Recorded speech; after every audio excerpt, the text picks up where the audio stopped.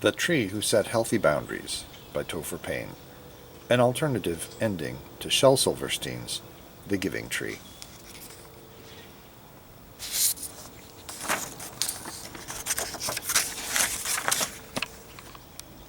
The Giving Tree by SiIverstein. For Nikki. Once there was a tree, and she loved a little boy. And every day the boy would come, and he would gather her leaves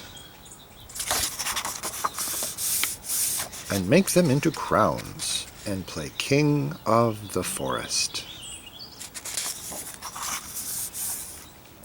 He would climb up her trunk and swing from her branches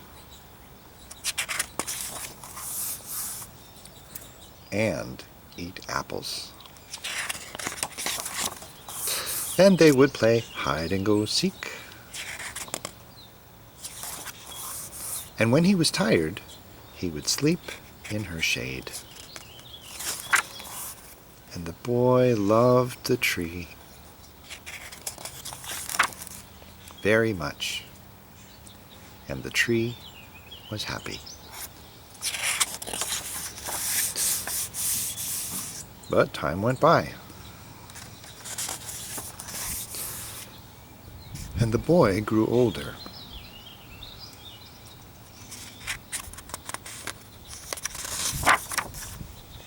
And the tree was often alone.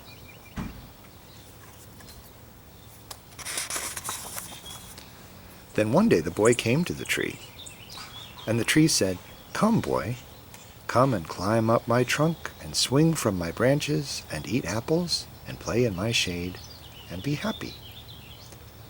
"I am too big to climb and play," said the boy. "I want to buy things and have fun. I want some money. Can you give me some money?"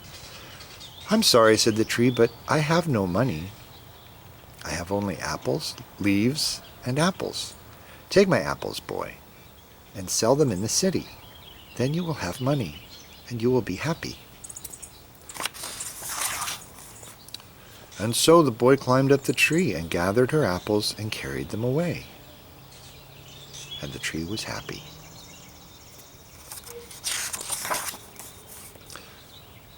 But the boy stayed away for a long time, and the tree was sad. And then one day the boy came back, and the tree shook with joy, and she said, "Come, boy, climb up my trunk and swing from my branches and be happy." "I am too busy to climb trees," said the boy. "I want a house to keep me warm," he said.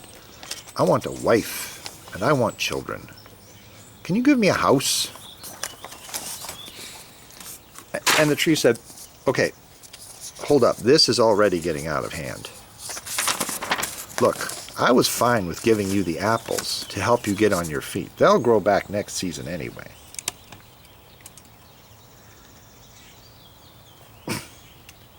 But no, I'm not giving you a house.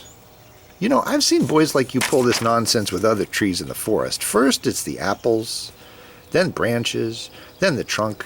And before you know it, that mighty beautiful tree is just a sad little stump. Well, look here, boy. I love you like family, but I am not going down like that." And while we're on the subject, the tree said, grabbing by the collar of his shirt, "I recognize friendships evolve over time, and we may not see each other as often because you don't have time for your tree friends, but we used to be real tight. Now it feels like I only see you when you need something. How do you think that makes me feel? How do you think that makes me feel?" The boy took a long breath. He felt a sour rumble in his stomach because he realized he hadn't considered his friend's feelings. "I bet it makes you feel bad," said the boy. "Yes, boy, bad.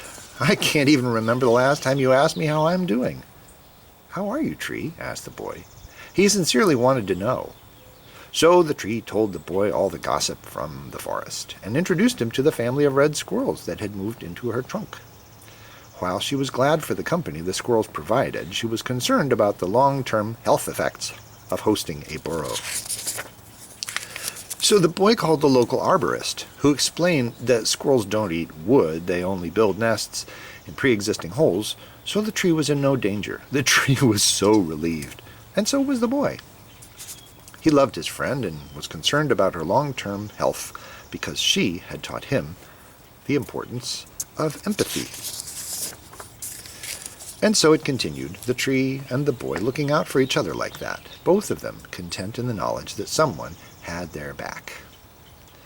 The boy attended culinary school. The tree took courses online and got her certification in small business management. They did their homework together nearly every day. The boy became a pastry chef. Together, they opened a bakery selling the best apple pies anyone had ever tasted. It turned a profit in the first 18 months, which is most uncommon.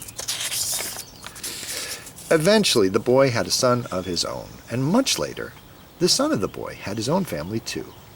Because of their friendship, the boy was successful and fulfilled, and the tree grew wider and stronger, standing tall and beautiful in the forest for many, many, many, many years. Plus, a few years even more than that. And as each generation played in her strong old branches, the tree often thought back to the fateful day when the boy had asked her for a house. In truth, she would have gladly given him her branches to build one. She would have given him her trunk to build a boat. She loved him that much. But then she would have had nothing left, not for herself nor anyone else. And there never would have been a home for the red squirrels. There'd have been no hide and seek with the boy's grandchildren, no bakery with the best apple pies anyone ever tasted. Setting healthy boundaries is a very important part of giving. It assures you you'll always have something left to give.